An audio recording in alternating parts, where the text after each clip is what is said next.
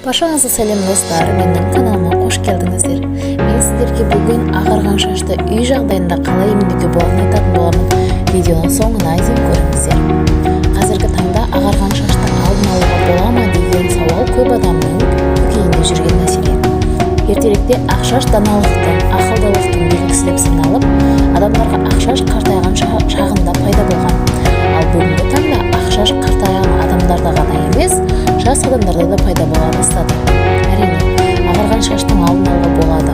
Ол үшін адам шашында ақшаштың пайда болу себептерін анықтау керек. Ең алғашқы жиі кездесетін себеп адамдар 40 жастан асқан соң шашына ақ түсе бастайды. Әр адамның қартаю жасы әрқалай.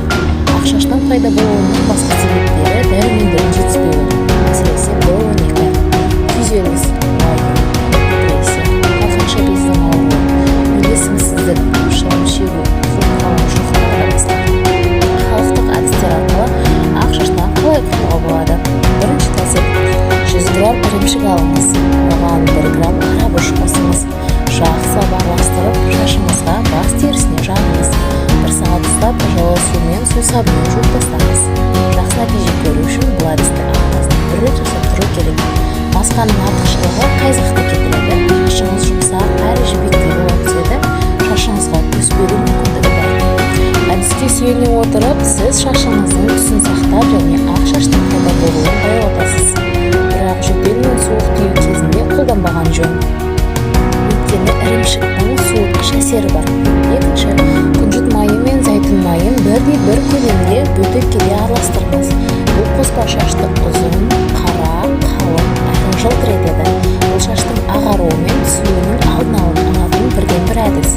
Үшінші, 200 грамм суды қайнатып, оған 4 ас қасық құрғақ жалғызды салып, 2 сағатқа қалдырыңыз. Суды сүзіп, 25 мл глицерин мен бірнеше тамшы ет дәруменін қосыңыз. Дайын болған қоспаны бас терісіне жақсылап жағыңыз. Біраз уақытта қалдырып, артынан жуып тастаңыз. Нәтижесін көру үшін бұл әдісті күнде қолданыңыз. Төртінші, басыңыздың терісіне сиыр сүтінен алынған маймен аптасына 2 рет массаж жасаңыз.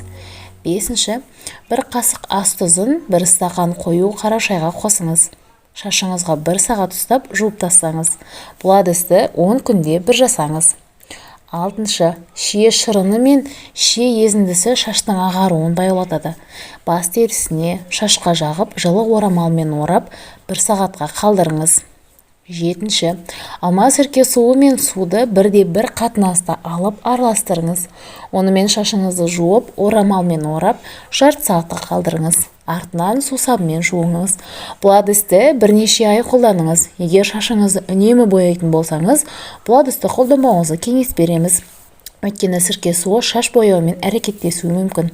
Құрметті оқырман, сіздерге шашқа ақ түсудің алдын алатын және шашқа түскен ақты кетірудің бірнеше кең таралған нәтижелі әдістерін ұсындық. Бұл әдістерді үзбей ұзақ уақыт бойы қолдансаңыздар, өздеріңіз қалаған нәтижеге қол жеткізесіздер. Жас әрі сұлу болып жүре беріңіздер. Достар, осымен видеоның соңына да келіп жеттік. Видео сіздерге ұнады деген ойдамын. Каналға тіркеліп, лайк басуды ұмытпаңыздар.